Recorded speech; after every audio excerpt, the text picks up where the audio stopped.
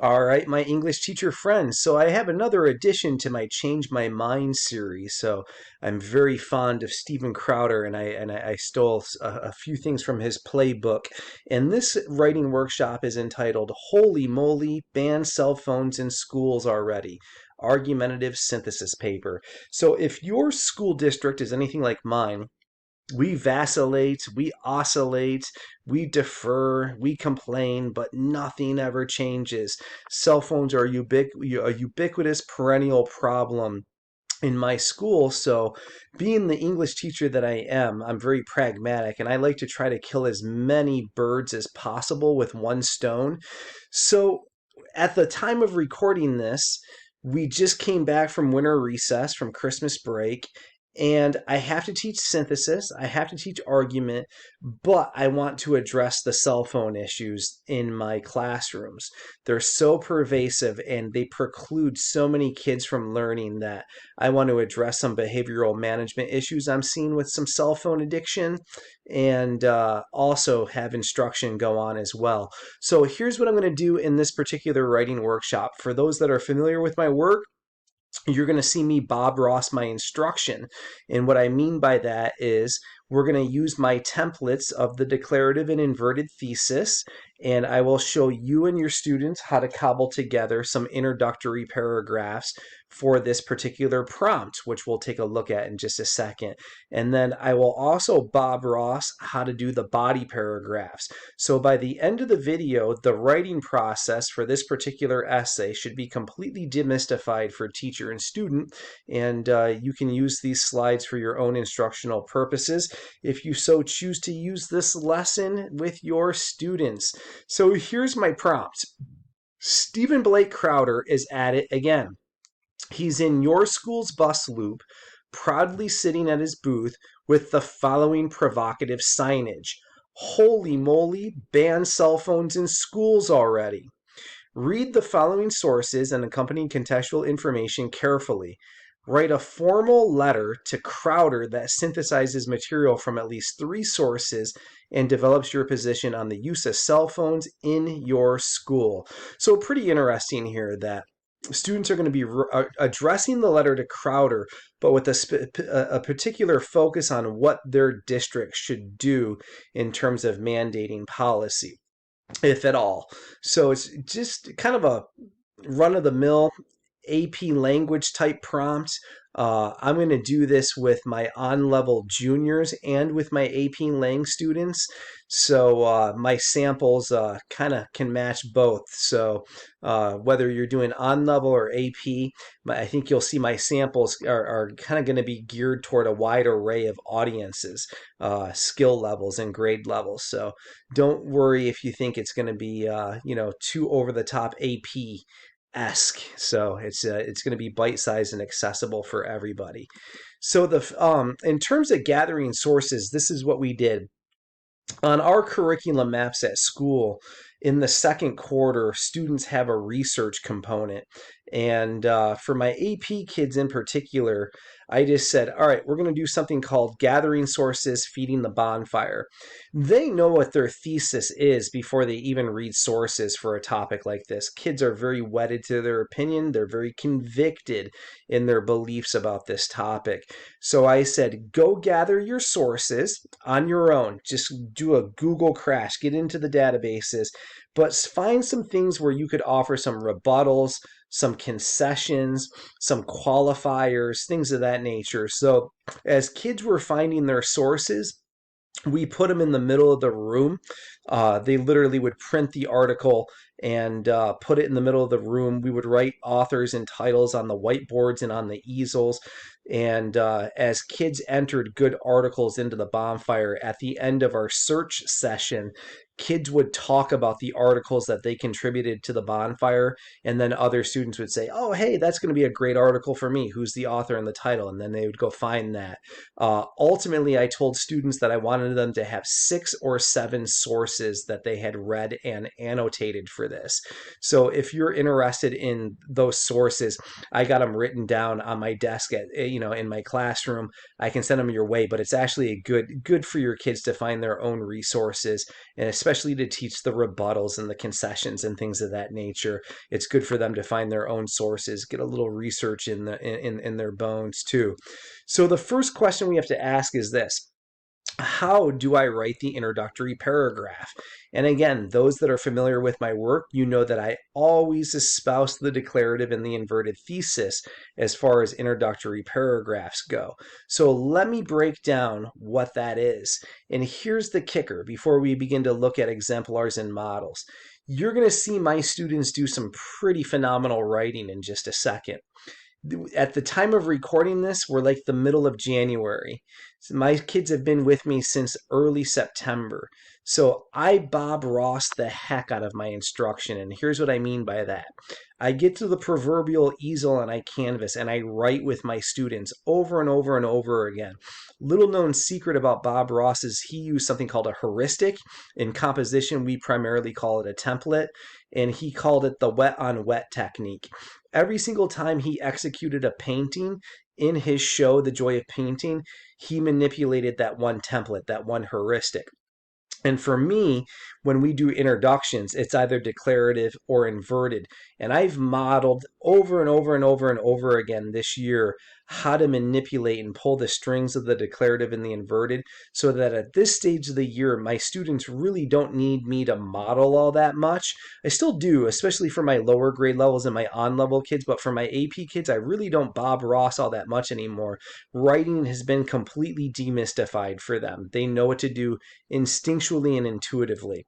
So with the declarative, what we're going to do is you begin with the thesis, hence declare. You declare your thesis. So you're going to address a letter to Crowder and state immediately what your position is with regards to cell phone policy in your school district. From there, you're just going to sprinkle in a little bit of context and background. And I tell my students, don't get into the sources.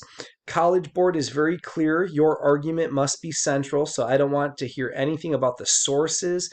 I don't want any quotes, any paraphrases. None of that stuff goes into the introduction.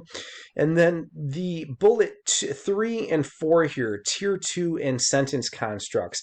So I teach a course called the Teach It Right 5-Week Mastermind through the National Writing Project. And in that course, I go over academies that I do in my classroom with my students. And my first academy that I do with my students is called the Word Study Academy. It's an intensive vocabulary dump that we do from September all the way throughout the entire academic year. And my students' vocabularies grow exponentially, like crazy exponentially over the course of the year because I do intensive word study with them. So by tier 2, I mean your academic diction. So your average run-of-the-mill SAT level caliber word. And you're going to see my students do a nice job of teeter-totter balancing the academic with the colloquial and the vernacular. So we're actually doing an exercise in this with all of my classes with balancing that out. So not being overly geeky, not being pedantic, but to have a little bit of colloquial and vernacular in there so that, they stay in their wheelhouse and go for that pizzazz, that flair, that spunkiness point, the sophistication point. And since they're writing to Crowder, who's this very flippant, in-your-face, provocative guy, this prompt invites you to get into the colloquial, the vernacular, but you're arguing with somebody who's extremely intelligent. So you want to pour on the academic as well. So you're going to see my students take a lot of risk with their voice in this, which is pretty cool practice. Sentence constructs come from my Nuance Academy. I'm a big student of Strunk and White and their books, The Elements of Style and Write It Right. In the book, Write It Right, they assert that there's 12 different ways to construct a single sentence. So you're going to see my students do all sorts of really cool syntactical manipulations and maneuvers in their at sentence level in order to achieve voice rhythm and flow. It's pretty cool to see. So check out what they're doing here. And again, that's all part of my Nuance Academy that I do with National Writing Project. But I do it all year long with my students as well. And then intros are always 4 sentences long. No more, no less, 4 sentences. You can flip this and end with the thesis in the inverted model.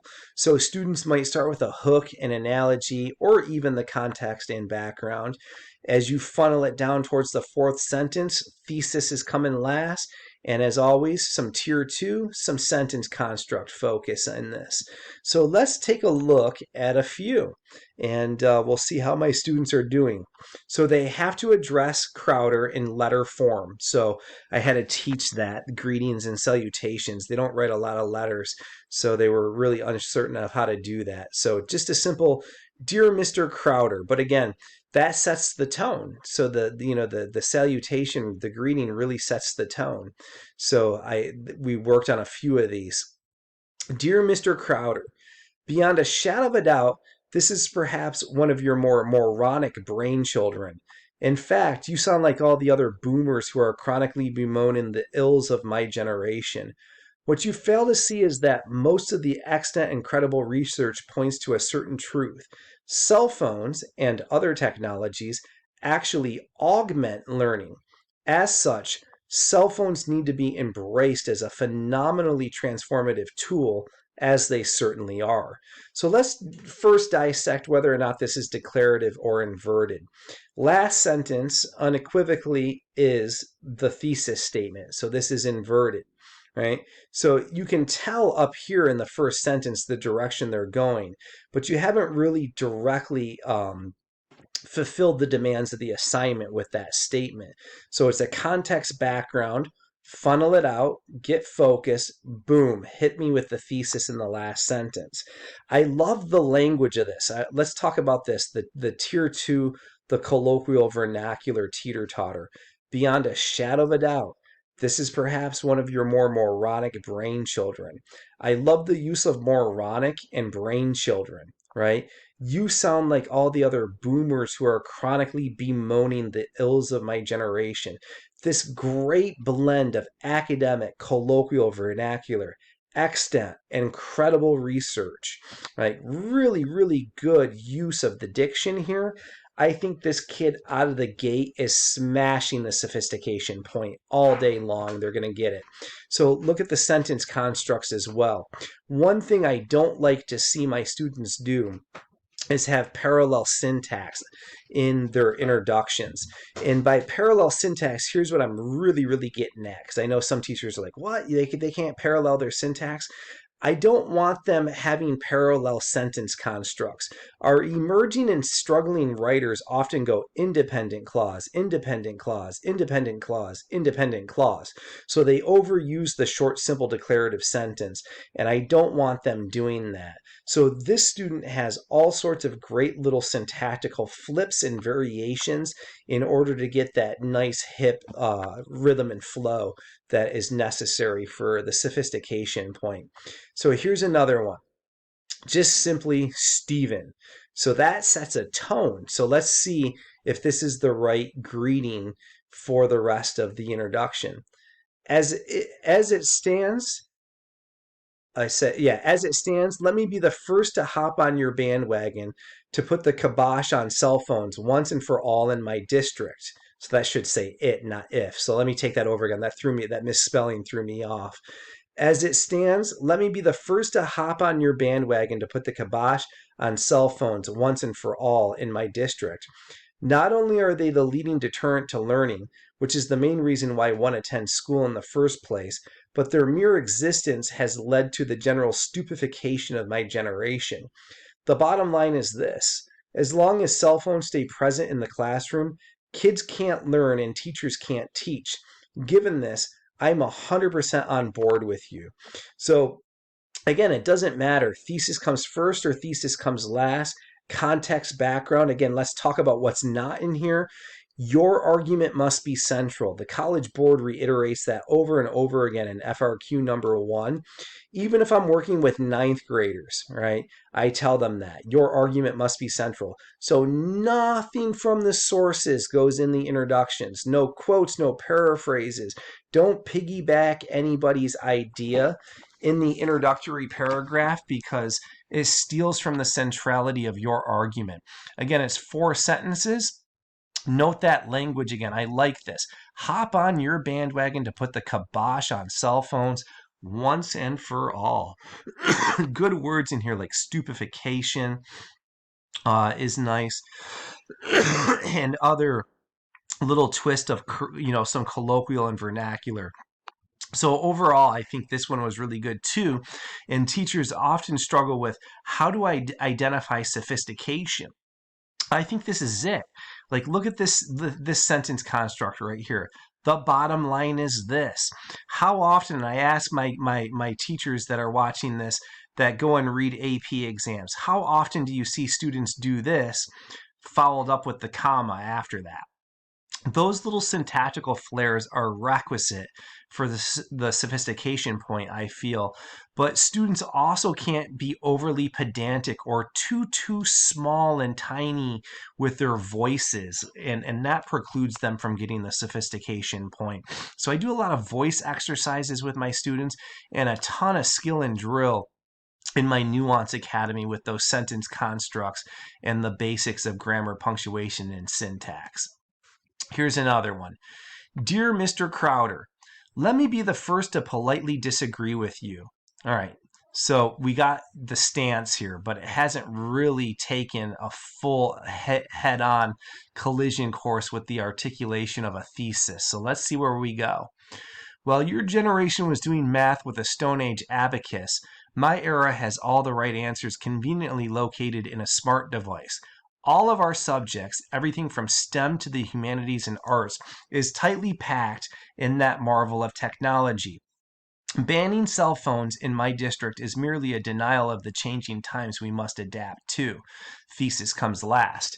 So again, it doesn't matter, first or last, it doesn't matter. So oftentimes when students invert the thesis, I liken the rhetorical move to this. This first line is analogous to the following situation. Imagine a quarterback going up to the line of scrimmage and saying, "Hey, you defense, I'm going to run a play, and here it is. It's called down 32 blue. And what that means is I'm going to give the ball back here to my guy that's wearing the number 32 jersey. I'm going to give him the ball on the count of 3, and he's going to pop your left tackle in the nose and go run for a touchdown."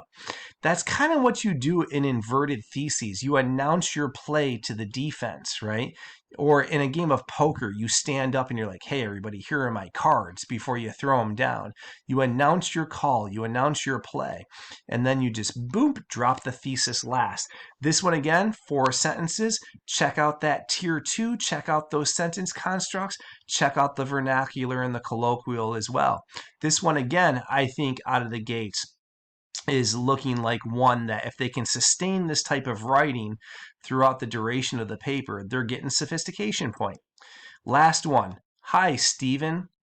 You dropped a truth bomb that I can wholeheartedly concur with.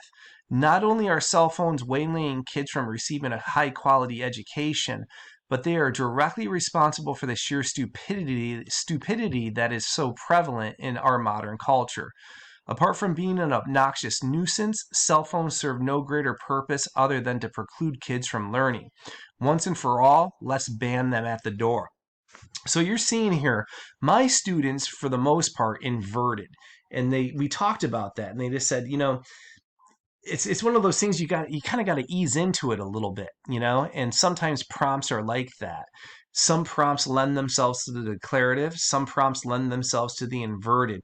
And when I Bob Ross these for my students, I found it easier to invert.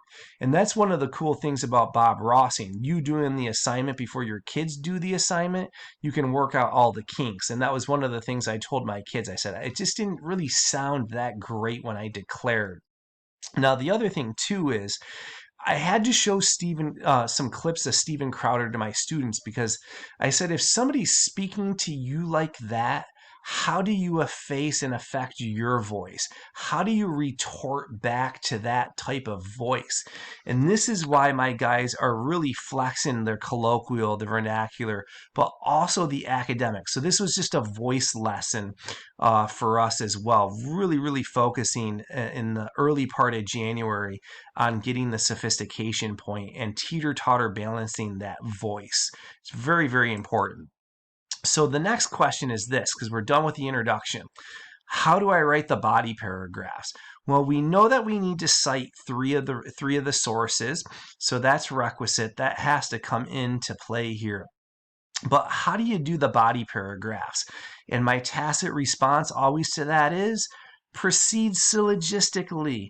And I know some of you are just hopping on board with my templates and are new to my YouTube channel and the work that I'm doing at the National Writing Project. So let me give a flyover what the syllogistic method is. I'll just do a quick little cursory glance at it. And for those of you that want to do a deeper dive, go to my YouTube channel. There's a whole bunch of stuff in there about the syllogistic method that you can use to orient yourself in terms of how to teach inductive and deductive reasoning and all this Aristotelian stuff that I'm doing. So in brief, the syllogistic method, as I've already stated, is rooted in the Aristotelian tradition. Aristotle ran a school called the Lyceum, and the rich town boys would go there to learn about polemics, oration, debate, wordsmithing, word wrangling, and they would often throw out these big, juicy, essential questions like, what is justice? And some of you may have read the book Plato's Republic that tackles it, like grapples with that essential question. Excuse me, I'm fighting a cold in this video, excuse me. So what happens is these great philosophical scholars come to the proverbial mic and they drop their definition of justice. And each definition is in syllogistic format, which is premise, premise, conclusion. So if I were to say to you, arsenic is deadly, premise number 1. Premise number 2, my dog ate arsenic. Conclusion, my dog is going to die. You would all say, yeah, Christian, tragic, but logically, that's pretty cogent. That makes absolute sense. Yeah, perfect. So when our students argue, we want them to be cogent. That was the word that Aristotle used. We say line of reasoning. We're always analyzing line of reasoning.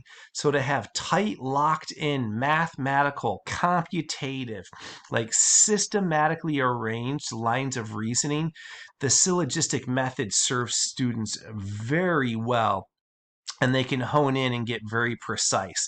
So if we take that premise, premise, conclusion formula and turn it into a template for the purposes of performing synthesis, argument, and persuasion, even research, we would do this.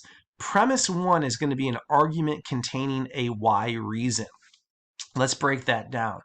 Up top in the thesis, in the introductory paragraph, students don't say why. They just take a stance. You save your why for the first premises. The first premise, keep the math straight here because I'm going to give you some numbers. The first premise is going to be 3 sentences long. And it's just kind of a training wheel scaffold way to ensure the centrality of the argument because as we're told, your argument must be central. What kids do is they immediately begin to paraphrase the sources and therefore they've lost the centrality of their argument. So to really, really make sure that that argument stays locked is the student's own individualistic thought. I say take 3 sentences, and I'm going to model that for you in just a second. So you articulate the why reason. Second premise is the textual support, where we're going to teeter-totter balance the quoting and the paraphrasing. We don't want to do one more at the expense of the other.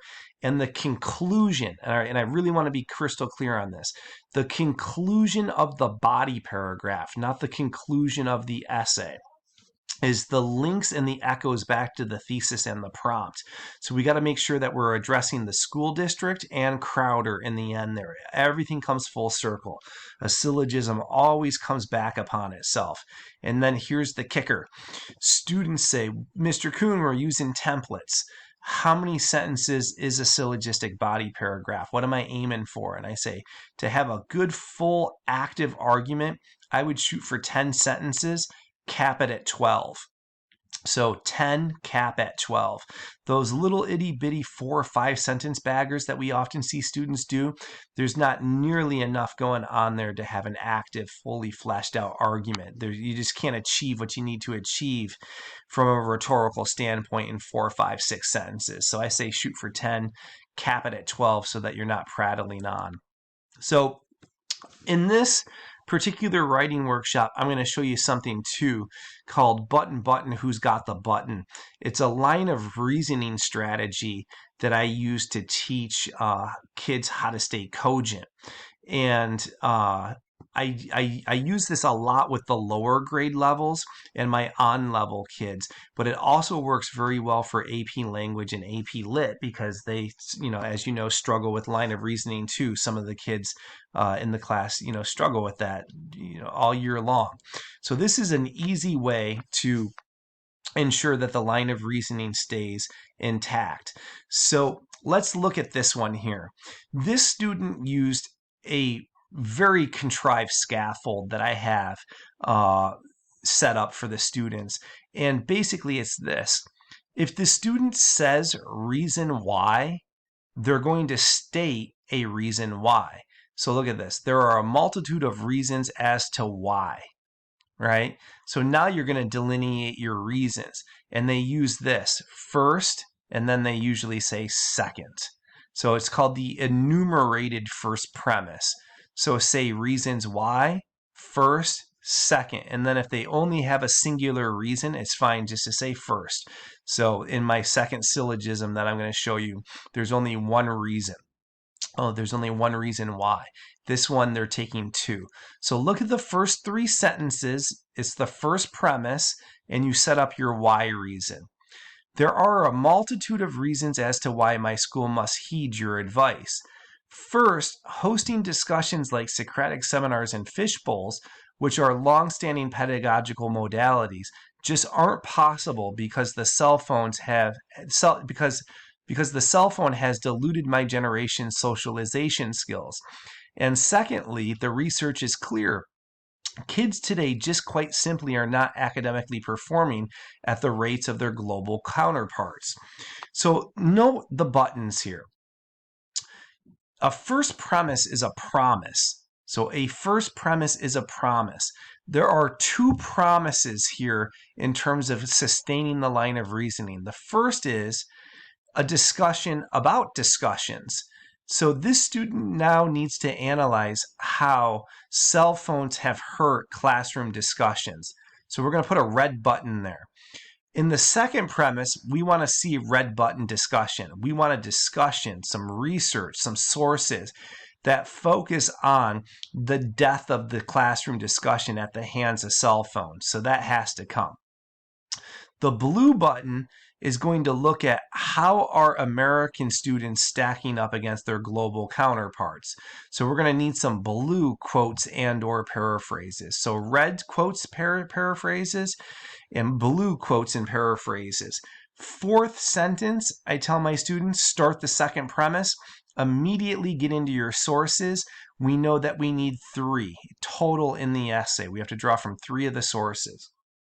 So I usually tell my students to get quoting and paraphrasing right in this fourth sentence. So look what this student did. Steve Collison, the director of the School of Education at Columbia University and a foremost expert on classroom discussion modalities, asserts that today's students lack the requisite socialization skills to fully participate in civic discourse, which is the direct result of their unwitting addiction to a mere screen. Why is this a perfect quote? Do you see how it's talking about discussion modalities? Well, that's what we promised first, was a discussion of discussion modalities. So that's a perfect fit. So now we're keeping our line of reasoning. If you quote, you got to analyze it. You can't just drop quotes. So let's do this. Unlike previous generations, kids in my school spend most of their time isolating with a device. As such, the necessary discourse skills required to fully participate in a classroom discussion are largely absent. So they quoted from that article again. Let's talk about these quote transitions. They sound pretty silky smooth. There's a template within the template. I call it the 5-word rule. If a student places a minimum, this usually works, a minimum of 5 words in front of the quote and keeps the quote small, it should sound conversational, but you're going to need to teach your kids brackets, as this student is using brackets sometimes to keep it conversational. So we quote, we analyze. This is especially true of my school and countless other districts. Take, for example, Phillips Exeter Academy, the birthplace of the Harkness discussion. All right, so we still got red buttons here. Button, button, button. Who's got the button? Their headmaster notes that the cell phone was a major impediment to the purpose, structure, and impetus of this long-established modality. Given this, the school banned cell phones, and the positive impact was immediate. We still got that blue that we have to talk about. We still have not talked about our international counterparts yet. So let's get there. I already said that. Another interesting statistic is to see where American high school scholars rank to their global counterparts. Perhaps in no surprise, the United States ranks 32 in the STEM fields and 28 in the arts and humanities. Source C. So you don't always have to quote, you can paraphrase. But here's the thing. All of the countries in the top 5 have one thing in common. They banned cell phone use years ago. So you can see there, we have that 3-sentence first premise.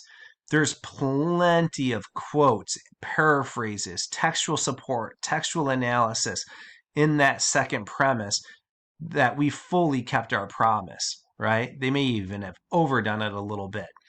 In the end, look at what the conclusion of the body paragraph does. You got to go back to the prompt and you have to go back to the thesis. It usually is a move that takes 2 to 3 sentences. Our district really needs to reconsider its policies for the well-being of all involved. Your chief concern should be about learning, since after all, this is a school. Do what's right and ban them already. All right, very cool. So that was a very, very tight syllogism. Stayed very cogent from top to bottom. A little on the long side, I'll admit, but still nonetheless very controlled. And you want to do the same thing that you were doing in the intro with the, the sentence constructs, the tier 2, and keep that all flowing throughout the entirety of the paper. So we got a big question. The big question, what do I do next? So I didn't state this at the beginning of the presentation, but I'll state it now. This was a 4-paragraph essay for my students. Intro, 2 bodies, conclusion. So what do you do next is the big question. You bust out another syllogism.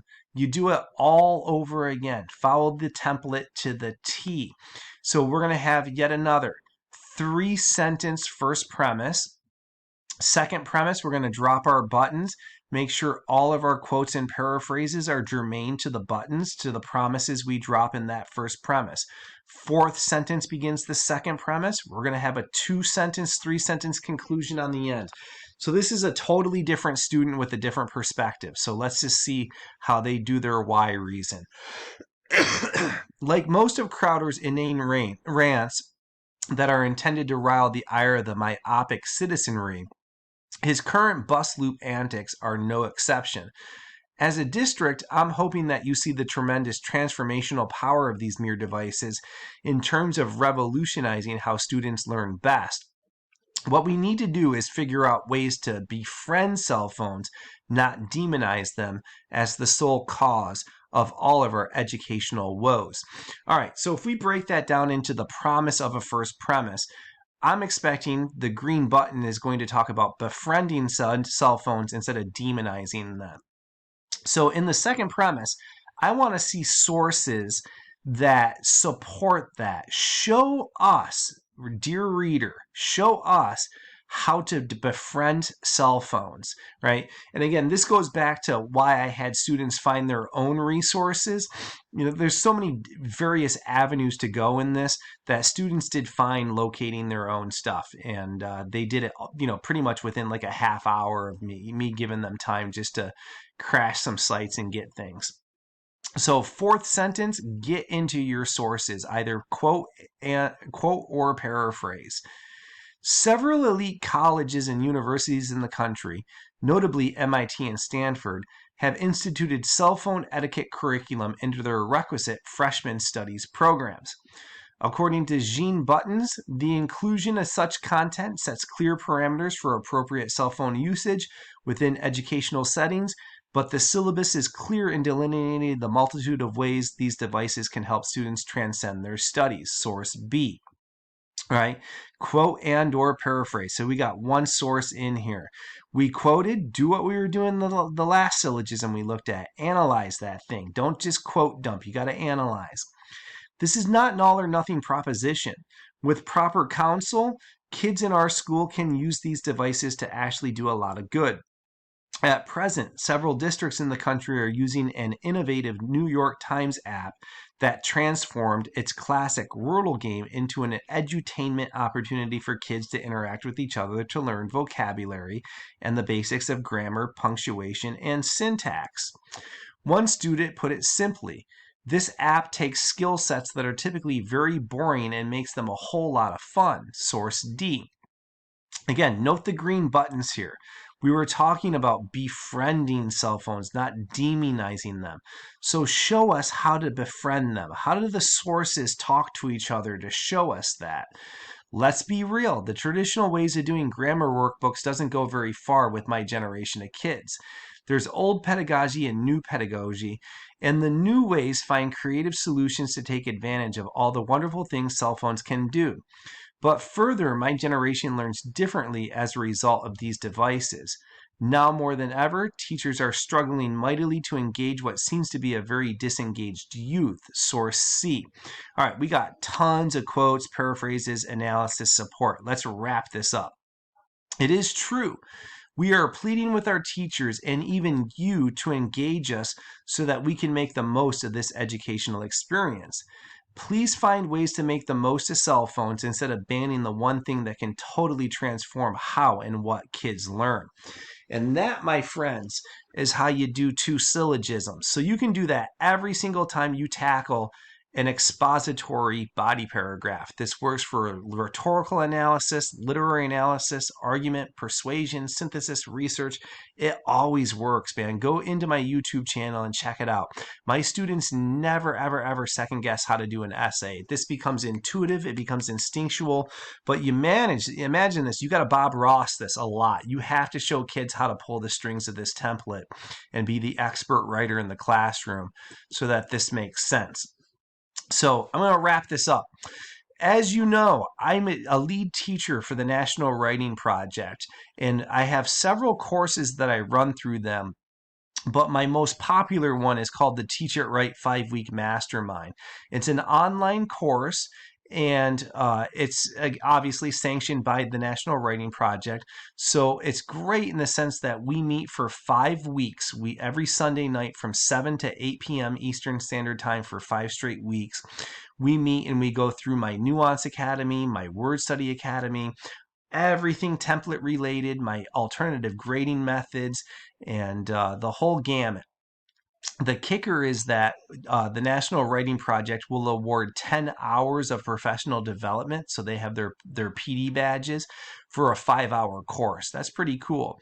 So it comes with my textbook. You have access to me long after, and all the content that I create that becomes the possession of the National Writing Project also becomes yours because you'll be a member of their Participate community.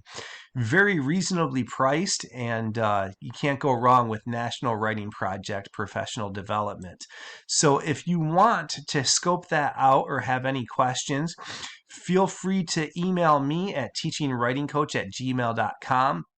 Or you can visit my webpage, which is teachinghowtowrite.com. That webpage has everything that you'll need to know about the National Writing Project.